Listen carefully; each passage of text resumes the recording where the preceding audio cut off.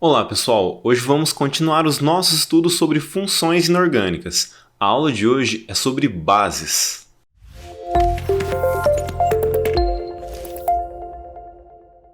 As bases, segundo Arrhenius, são compostos que em meio aquoso liberam o ânion OH-, também chamado de hidroxila, com um cátion qualquer.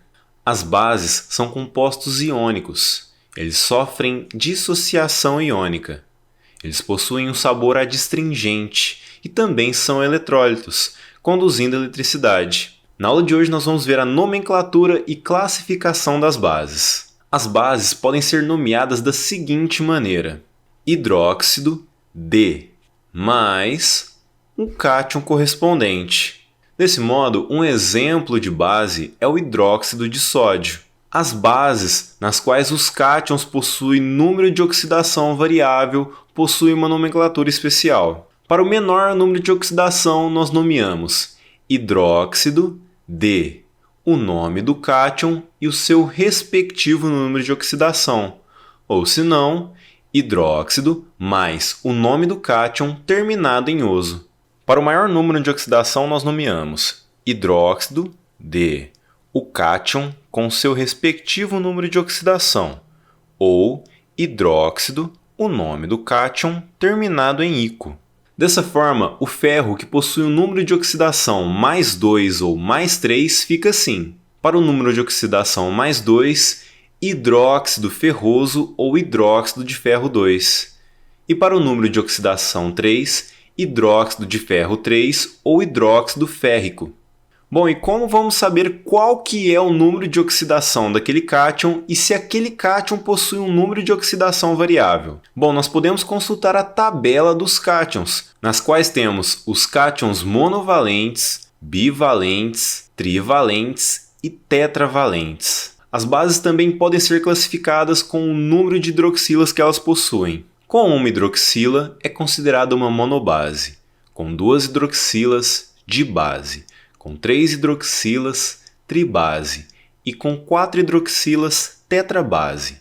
Em questão de solubilidade, temos as bases solúveis, pouco solúveis e insolúveis. As bases solúveis têm como cátion os metais alcalinos, os pouco solúveis os metais alcalinos terrosos e os insolúveis por cátions formados por metais de transição e elementos do grupo 13, 14 e 15 da tabela periódica.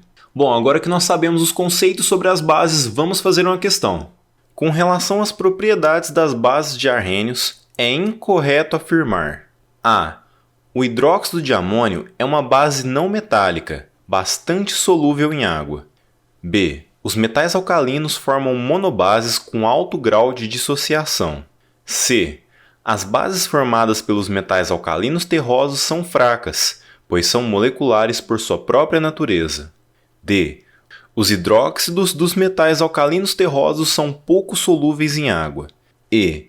Uma base é tanto mais forte quanto maior for seu grau de ionização. Pessoal, vamos ver as alternativas uma por uma e justificar cada uma delas. Bom, a alternativa A está correta. O hidróxido de amônio é uma base não metálica. Ele é uma exceção à regra, por ser um composto bastante solúvel em água, mesmo sendo uma base fraca. A letra B ela está correta. As monobases são formadas por metais alcalinos, e esses metais são bases fortes, com alto grau de dissociação.